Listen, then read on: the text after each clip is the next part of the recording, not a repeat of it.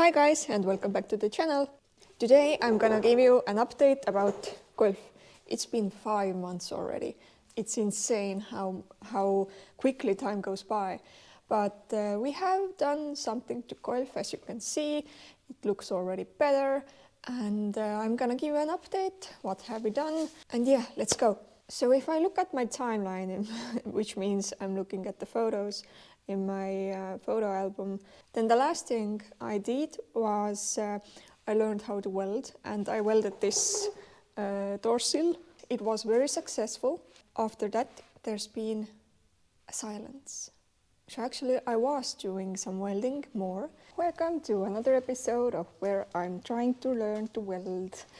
I'm just getting this out and then I'm gonna cut parts out of this. Why am I not putting the whole one of this is because I welded like 10 days in my life, so this is a little complicated to me. I'm just gonna cut many holes in the car. I'm gonna cut out pieces from that and I'm gonna weld it back together.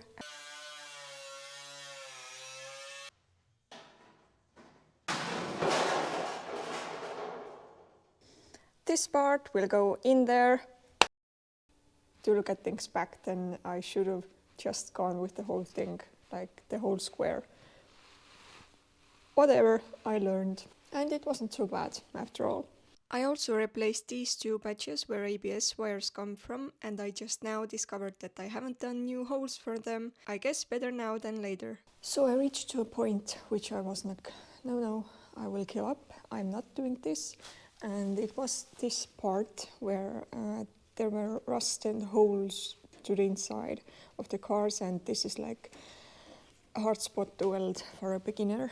And I was like, no, this is the part where we need to have someone taking care of this car other than me. And of course there was this button, and then there was hole in here, and well, you can see there's welding in here, which means that the whole this fuel tank thingy got replaced actually. And there were holes, I think somewhere in here, and well, you get the point. It was too hard for me. So we got the new body panel and took it to the welder, and Weldog was kind enough to make that work for us. Weldog does custom weldings as well as scanning and 3D printing, and they are building a hydrogen car. So if you have some crazy ideas, I know they like those. And thanks Mikko for this quick work. So in the meantime, I did my magic with the Golf engine. Yes, I polished it like my VR6 engine. I know it's not much of an engine, but it is an original, and well, this is the least I can do to make this car look even cooler and more beautiful. So I got to practice this again, and let me show you what I did. As I said, I have done it before, but every time I'm just winging it and I still don't have the perfect answer. But I started with the nylon and wire brush, which you have to be very careful with. Then I continued with sanding machines, starting with 80 grit to 600, growing by 100 grit, and continued wet sanding with 800 grit up to 3000. And I will add complete steps in the description below, and I actually have this complete video in Estonian on my other channel. But look at this.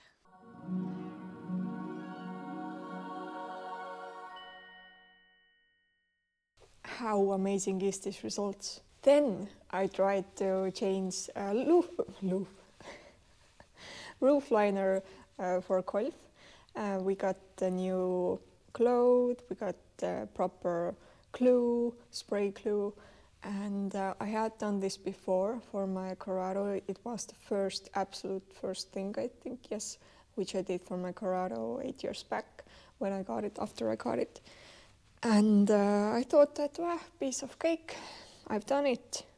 You're right. Let's look at how that went. So this is not how to do video. This is just how to do it yourself, but barely manage. Oh, this is what I ended up with.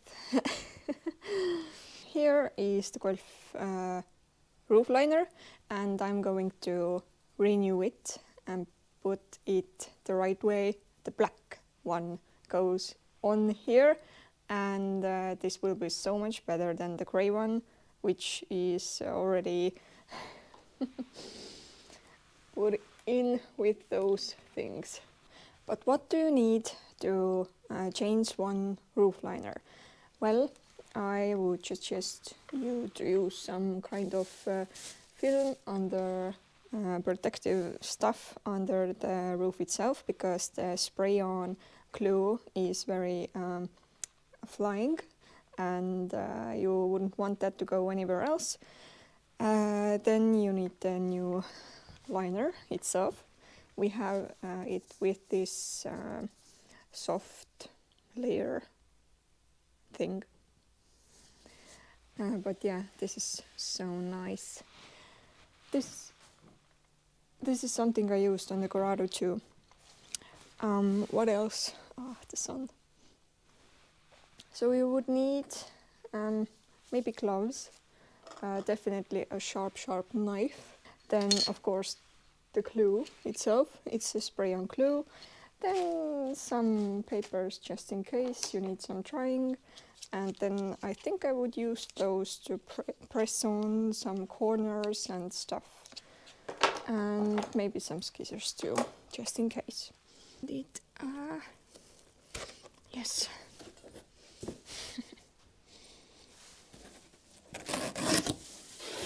Yeah, wow. And this is what it looks like. I started to go little by little. This way the glue doesn't dry and you have room to fix if needed. I sprayed on both sides so the glue will stick together better.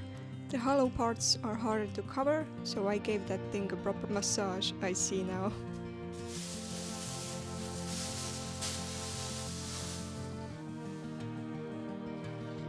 Continued the next day because I ran out of glue. I finished it, but I practically had a stroke. This part here was falling already. I don't know, should I clean the surface before? I don't know what I did. So overall I was happy with the results, but I think the main issue was that I didn't clean the old stuff away properly, and so some parts didn't stick very well.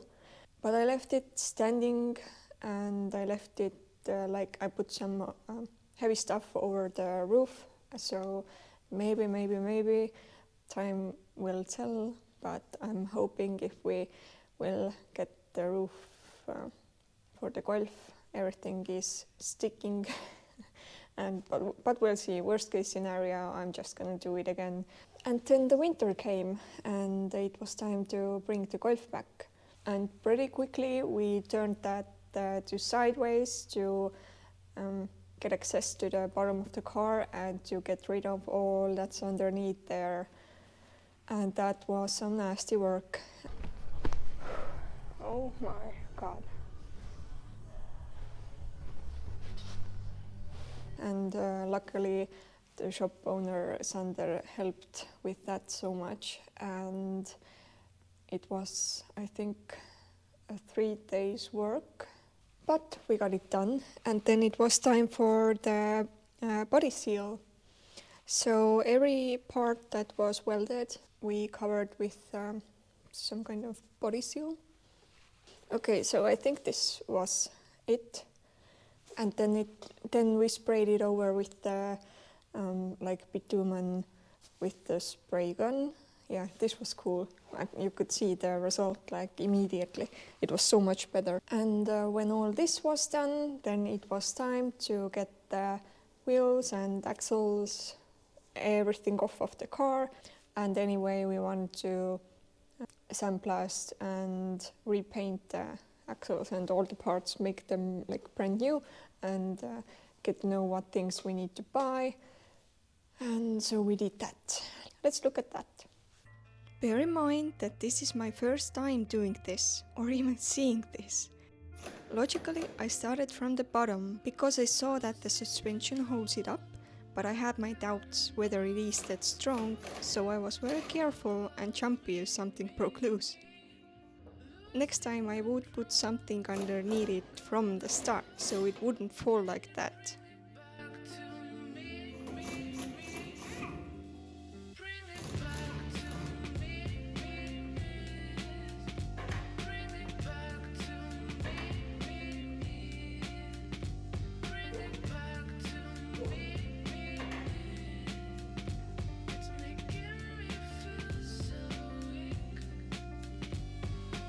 But with the front, I did the other way around.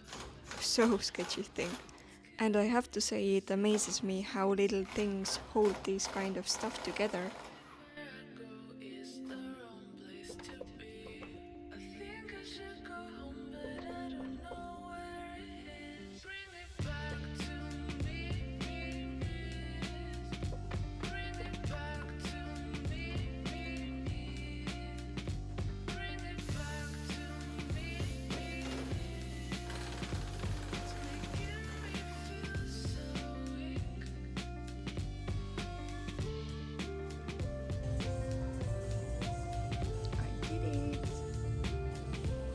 And this was the work I was most proud of, because I got the front and back axles with everything, suspension, everything, like on my own. I got them off of the car. Next, it was time to take everything apart, and well, it had its surprises. Again, I saw some of the things this way for the first time. But taking things apart is the easy part, kind of, if they wouldn't be so damn rusty and stuck. There were some hard parts. I mean, some things were so rusty and tight, and we got the heater out. And this is so useful tool. I mean, how can a garage that repairs old cars manage without it?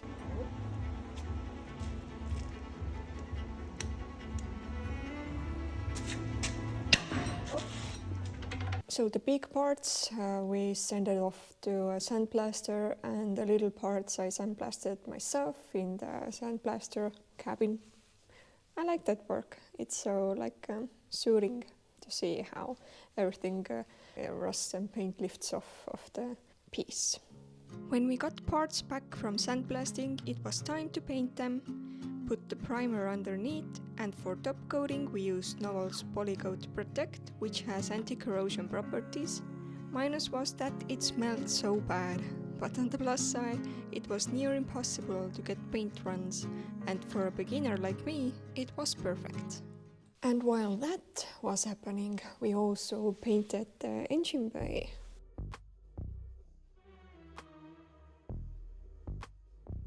So it's a little bit dusty, but I think you'll see it's nice black, which the car will be also. And you see the gold dots. I found a spray bottle of zinc, which was gold. And I thought to myself that, yep, I want to have everything gold. So this is the result. I think it's pretty cool. It's like galvanized stuff, but homemade. Works for me. So after that, I had to put together a puzzle. I had to get all the parts that I deassembled from the car before, and all the parts that we bought new. There were many. And then I had to figure out how to put everything back together and under the car. Here is Golfs, or the suspension stuff, the painted axles, and someone's gonna put it back on the car. I don't know. Let's start somewhere. So, I think I shall start with looking at the pictures I took from every angle possible, but I think not the ones that I need. So, a good start. So it should go somewhere like this. And okay, so I needed help. New things are as hard to put in that to get the rusty old things out. And for many of the stuff, I just lacked strength. As you can see, everything is on here and nice and shining. Also, I did the inner of the car.